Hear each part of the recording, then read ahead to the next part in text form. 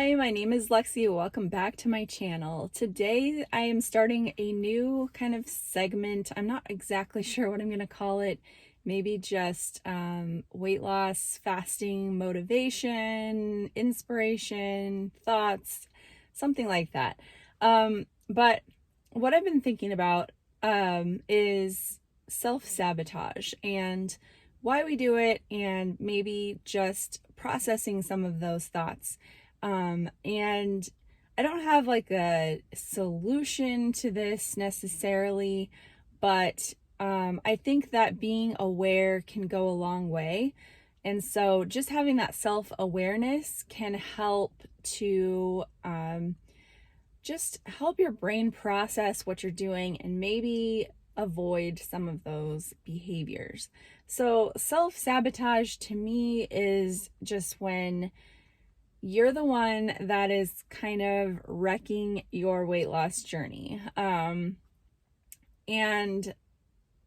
there's a lot of different reasons why this can happen. So I'm going to talk about a few of those and just put it out there to hopefully help you to maybe recognize some of these things if this is happening to you. So the first reason that you might self-sabotage is that things aren't going as well as you had hoped. So, either you're stalled or things are just going really slow. That doesn't mean that it's not working or that it's not helping you, but just that your expectations are not met. So it's kind of what I had talked about in a previous video about those expectations. And so you may just start to think, well, this isn't really working, and it's just not meeting my expectations. So what's the point? And then you just start to go into this cycle where, you skip fasts, or you just eat stuff that is going to make you feel bad or whatever. Just as a kind of feeling of, why does it matter? Now, the second reason is that things are going well. So sometimes when things are going well, you might want to push the boundaries and test your limits, especially when you've had a history of really restrictive dieting. Sometimes it's just that desire to really let loose and prove to yourself that you can eat this, or, not fast as much, or whatever it is, just that you want to test those boundaries. I know that this is a problem that I have quite often. And in fact, the other day it happened to me where I expected to be up on the scale. And then I got on the scale and I actually was down after an eating day and after eating treats and stuff. And I was like so pleasantly surprised. But then at that point, and this was a fasting day, there were all these thoughts in my head of like, oh, well, if I'm doing so well, maybe I should just eat today, and just reward myself or whatever, or maybe I can get away with it, just those kinds of thoughts. And it actually, I feel like at that point started making me feel hungry. It was like one of those mental things that translated into a physical feeling. So it's kind of crazy. And different scenarios like that have happened over my journey where, things go really well and I'm really tempted to just totally loosen things up. And you can do that, of course, but it just slows you down and it tends to not make you feel good. So I don't recommend it.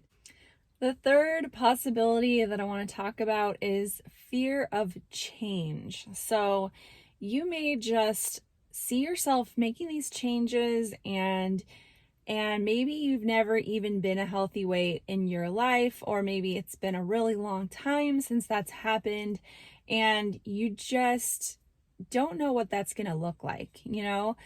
Maybe you're afraid that certain people in your life aren't going to accept you if you have lost weight, because, that is a true possibility. There are people, and this is a totally different topic, but, there are people in your life who could actually try to sabotage your weight loss journey because they're comfortable, or, they think that they're comfortable in their unhealthy lifestyle. And so maybe there's jealousy, maybe there's just that fear of change. Maybe they're afraid of losing you if you get healthy and then leave them. I mean, there's all kinds of things and possibilities in that dynamic. But what I'm talking about here is just, your internal fear that you won't be accepted as this new person, this new healthy person that you're becoming, that you won't fit into your life anymore. And so that can be it can be a scary thing, especially if you do have people in your life who are not very supportive. And that's definitely, a time to consider boundaries and really evaluating those things. And the other part of this that, you may have is that you have a fear of attention, in that as you change, you feel like you might get more a positive attention. And maybe you've had a bad experience in the past where, you were violated in some way, and you feel like getting this attention will attract that. It's positive attention, but negative attention, if you know what I mean, unwanted positive attention. And so, especially I think for women, that can be a big deal and something that psychologically has to be worked through. Number 4 would be fear of failure. So again, if you have tried so many different things in the past and they haven't worked, or they've worked for a short time and then didn't work anymore, so many of us have experienced this. You may just have this fear that it's not going to work out. And so you're just going to jump the gun and make it not work, because we do that to ourselves. We're afraid of failure. And so we preemptively fail just so that we get it over with. And it's just a weird thing that we do, and it's rooted in that fear that we are going to fail. And so we might as well just do it now. Number 5 is the false belief that you are not worthy of weight loss. You're not worthy of weight loss. You're not worthy of being healthy. You're not worthy of having this great life. And I don't know where this would come from, but there are just endless possibilities. Maybe you feel guilty about something in your life that you then feel like you need to punish yourself with being miserable, and you feel like you don't deserve to be happy. And so in the end, it takes a lot of self-awareness, and it takes a lot of work to get through these things. And I'm not a licensed, mental health professional by any means, but if that is something you feel like you need, then I do encourage you to find that help. Whether it's just starting with a trusted friend to talk about these things, or, getting a professional help. I think that the one thing that we need to acknowledge is that for most people who have a lot of weight to lose, there's also some psychological things that need to be worked through. And just getting rid of the weight is not going to get rid of those problems. You can definitely do a lot of crash diets and, fast weight loss, rapid weight loss diets that will get that weight off. But those deep underlying issues are still going to be there.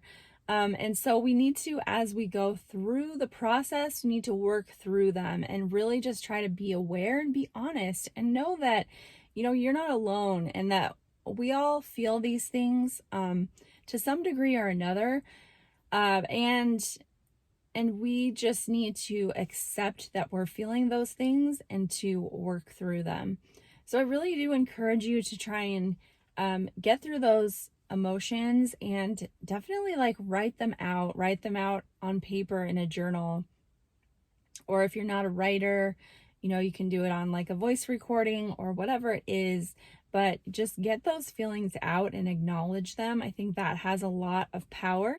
But for sure, weight loss is not just a physical journey, it is a mental journey as well. And it takes time. It takes time to lose the weight in a healthy way, it takes time to repair those negative emotions and thinking patterns that we have as well. It takes time, so please be patient with yourself.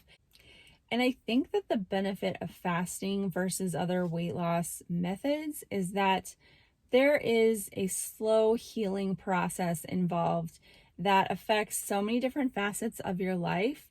It helps you to create boundaries, it helps you to slow down, it helps you to just heal in a very natural and mindful way if you choose to use it that way.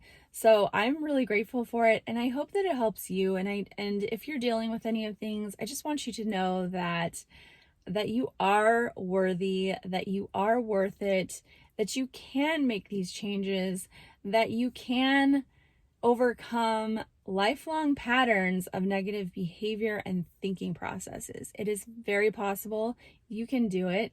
I believe in you, and I appreciate you being here, and I'll see you next time. Thanks for watching. Bye-bye.